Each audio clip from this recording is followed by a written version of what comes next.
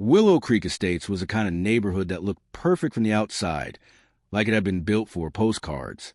Every lawn was measured, every hedge shaped to the same height. The houses sat in polite rows, identical smiles of paint and glass. Even the air seemed rehearsed, quiet enough that the hum of sprinklers sounded like a lullaby. Children played only at the right hours. Dogs barked only once before being hushed, and every Sunday, without fail, cars gleamed in their driveways, polished to mirror perfection. It was the kind of place where peace didn't grow naturally. It was enforced. When Mary Ann Brooks moved in, she thought she had finally found what she'd been searching for: calm. After 20 years in the military and another 10 as a teacher, she wanted nothing more than quiet mornings, tea by the window, and afternoons spent in her small garden. She bought the modest house at the end of the lane, the one with the maple tree leaning slightly over the path, and believed she could make it a home. For a while, she did. Her students would drop by sometimes with flowers they'd grown for class projects. Neighbors waved when she watered her plants, and she found a rhythm she hadn't felt in years. But peace in Willow Creek was delicate. It didn't take much to disturb it. The first tremor came one spring afternoon when Marian decided to paint her front door. The old white had faded, so she picked a soft, forest green, calm, earthy, elegant. She didn't think much of it until 3 days later, when a letter arrived in her mailbox. It was typed in perfect alignment, stamped with the HOA seal. Notice of violation, non-compliant exterior color. She read it twice, then laughed quietly to herself. It must have been a mistake. Surely no one could object to a simple shade of green. She placed the letter on her counter, deciding she'd deal with it later. She didn't know then that this letter was the opening move in a war she never wanted. Because in Willow Creek, perfection had a name: Charles Denton. Charles was the HOA president, a retired banker who treated the neighborhood like his private kingdom. He was known for his iron shirts, polished shoes, and a smile that always stopped just short of sincerity. To him, the rules weren't just guidelines, they were sacred scripture, and anyone who bent them was an infection to be removed. When he saw Mary Ann's door that week, he didn't see paint. He saw defiance. Within days, 2 more letters arrived. One accused her of overgrown hedges, though her lawn was trimmed neatly. Another claimed her mailbox design was unapproved, though it matched every other one on the block. It was clear now. This wasn't about rules. It was about control. Mary Ann could have caved, repainted the door, and moved on. But something in her, that quiet strength honed from years in uniform, refused to yield. She wasn't about to let a man like Charles dictate the color of her piece. At first, she tried to reason with him. She called the HOA office, left messages, even attended a board meeting. But every attempt was met with polite smiles and vague phrases like, "We'll look into it," or "We must maintain community standards." And soon, the neighbors began to change. The same people who once greeted her with warmth now crossed the street to avoid her. The friendly smiles vanished, replaced with whispered conversations and quick glances at her yard. She was being isolated. Quietly, deliberately. Still, Mary Ann stood her ground. Then the fine started. Small at first, then larger. One for the unauthorized door. One for untrimmed plants. One for a non-compliant flagpole she didn't even own. It was petty, but it was also dangerous. Because behind Charles's letters was a quiet arrogance. The kind of confidence that comes from believing no one will ever fight back. Mary Ann decided to make sure that wasn't true. She installed cameras, one above her porch, one near the mailbox, and another facing her garden. She didn't tell anyone. She just watched. For weeks, nothing happened. Then one night, just past 3 a.m., the cameras caught movement. A figure in a dark jacket stepped onto her lawn, flashlight in hand. He moved deliberately, scanning her property like an intruder who felt entitled to be there. He stopped at her fence, grabbed her no trespassing sign, and yanked it down. The camera caught his face for half a second. Charles Denton. Mary Ann didn't flinch. She sent the footage to the HOA board the next morning. They dismissed it as a misunderstanding. That was the moment she stopped asking for fairness and started preparing for justice. She contacted a lawyer. Quietly, carefully. She gathered every letter, every fine, every note slipped under her door.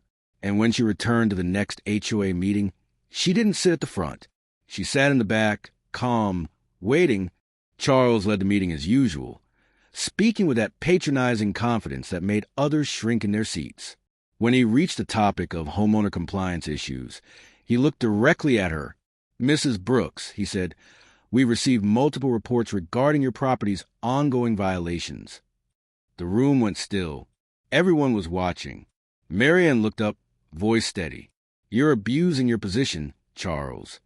It wasn't loud, but it landed like a strike. A murmur spread through the crowd.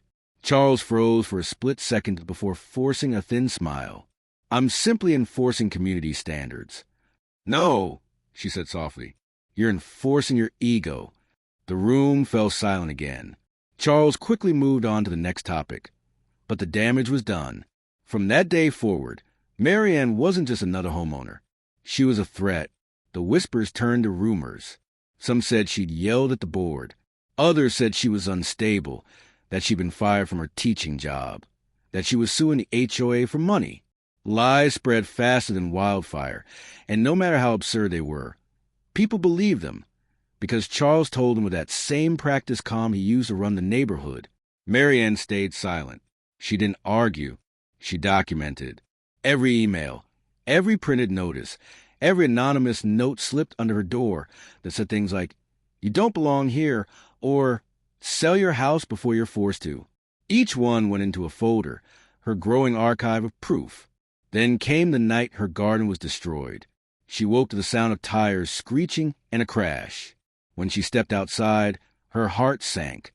Her flower bed were torn up, pots shattered, soil scattered across the path. Her maple tree's lower branches were broken, tire marks cutting deep into the grass. She checked her cameras. The figure was familiar. Charles again. By morning, she had the footage in her lawyer's hands. A cease and desist letter was drafted and delivered that afternoon. But Charles didn't back down. He couldn't. For men like him, control wasn't just habit. It was identity. Losing it meant losing everything. And the more he lost, the more dangerous he became. A week later, he crossed a line he couldn't return from. It was a Thursday morning at the middle school where Marianne taught science. Her students were in the middle of an experiment when the classroom door slammed open. Charles Denton stormed in. His face was flush red, his voice shaking with fury. "You think you can humiliate me?" he shouted. "You think you can ruin my community?" The students froze, unsure what to do. Marianne stepped forward, calm as ever. "Charles, this is not the place." He took another step closer. "You're a disgrace. You've made me a joke." His hand shot out, grabbing her wrist. The classroom gasped. But Marianne Brooks wasn't a frightened woman. She'd been trained to stay calm under fire. Her movements were quick, controlled. She twisted her wrist free, stepped back, and spoke with the authority that once commanded soldiers. "Everyone out. Now!" The students obeyed instantly, scrambling out as she stood between them and Charles. He froze, breathing hard, realizing too late how far he'd gone. Minutes later, the police arrived. A student had filmed everything on their phone. By sunset, the video had spread online. The HOA's proud leader, the man who preached order and discipline, was now the face of a viral scandal. His threats, his rage, his aggression, all caught on camera. The world didn't see a leader. It saw a bully. The fallout was swift and merciless. Charles Denton was arrested and charged with assault and harassment. The HOA's reputation crumbled overnight. Board members resigned in panic, claiming ignorance. Neighbors who once turned away from Marianne began showing up at her door with apologies and baked goods, their shame heavy in their eyes. The neighborhood that once thrived on silence now buzzed with change. Within weeks, a new board was elected. Rules were rewritten. Transparency replaced intimidation. And Marianne? She didn't gloat. She didn't post online or hold press conferences. She simply went back to her garden. She repainted her fence, replanted her flowers, and for the first time in months, left her gate open. Children's laughter returned to the street. The air felt lighter, honest. Her quiet defiance had done what no one else dared. She'd broken the spell of fear that ruled Willow Creek. Months passed. Life settled again. Then, one morning, Marianne found a letter in her mailbox. The handwriting was unfamiliar. Inside was a note that read, "I saw your story. I've been fighting my own HOA for months. I was ready to give up until I saw what you did. You reminded me that silence can be strength. Thank you for showing me how to stand." Marianne folded the letter, her eyes softening. She looked out at her blooming garden, sunlight catching the leaves, and smiled. She understood something now. Peace isn't given. It's built, protected, and sometimes fought for by those who refuse to bow to power disguised as order. Because bullies fall. Always.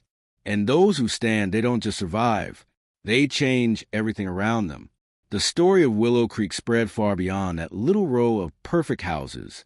It became a symbol of quiet courage, of strength without violence, of one woman who proved that even in a world obsessed with control, integrity still has the power to win. And if you walk past her house today, you'll see that same forest green door still standing, sunlight glinting off its surface. The same color that started a war and the same color that ended it. Because some doors aren't meant to be repainted. They're meant to remind the world that peace isn't about perfection. It's about freedom. And Marianne Brooks, she earned hers.